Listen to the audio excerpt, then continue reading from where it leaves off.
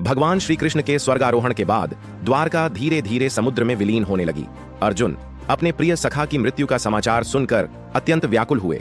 वे तुरंत द्वारका पहुंचे, जहां श्री कृष्ण की पत्नियां विलाप कर रही थीं। द्वारका के वृद्ध जन और श्री कृष्ण के परिजन भी शोक में डूबे हुए थे। वासुदेव जी ने अर्जुन को बताया, कृष्ण ने पहले ही यह कहा था कि तुम ही उनकी पत्नियों का निर्णय लोगे। अब यह तुम्हारा धर्म है कि इन्हें उचित स्थान दो। अर्जुन ने निश्चय किया कि वे श्री कृष्ण की पत्नियों और उनके परिजनों को इंद्रप्रस्थ ले जाएंगे। जैसे ही वे समुद्र में डूबती द्वारका से विदा हुए, उनके हृदय में अतीत की स्मृतियां उमड़ने लगीं। इंद्रप्रस्थ की यात्रा कठिन थी। मार्ग में एक विशाल जंगल पार करते समय कुछ क्रूर लुटेरों ने उनके काफिले पर आक्रमण कर दिया। अर्जुन ने अपने गांडीव को उठाकर उनका सामना करने का प्रयास किया, लेकिन आश्चर्यजनक रूप से उनकी शक्तियां क्षीण हो चुकी थीं। उनके बाण लक्ष्य पर नहीं लग रहे थे और वे उन लुटेरों को रोकने में असफल हो रहे थे। लुटेरों ने श्री कृष्ण की कुछ पत्नियों और बहुमूल्य धन लूट लिया। अर्जुन का हृदय टूट गया। उन्होंने अपने आप से प्रश्न किया, क्या अब मेरा युद्ध कौशल समाप्त हो चुका है? क्या यह मेरा अंत है? किसी तरह बची हुई स्त्रियों और परिजनों को लेकर अर्जुन इंद्रप्रस्थ पहुंचे, लेकिन यहाँ भी उन्हें कोई सुख नहीं मिला। कुछ पत्नियों ने संन्यास ले लिया और तपस्या के लिए चली गईं, तो कुछ ने अपना शरीर त्याग दिया। अर्जुन अब समझ चुके थे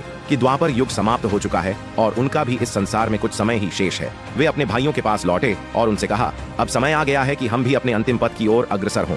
इसके पश्चात पांडवों ने महाप्रयाण किया और हिमालय की ओर बढ़ गए, जहां एक एक कर वे इस संसार से विदा हो गए। केवल युधिष्ठिर अपने धर्म के कारण स्वर्गलोक को प्राप्त हुए। अगर आपको यह कहानी पसंद आई हो तो इसे लाइक और शेयर जरूर करें, और ऐसी ही रहस्यमयी और प्रेरणादायक कहानियां सुनने के लिए हमारे चैनल को सब्सक्राइब करें। राधे राधे।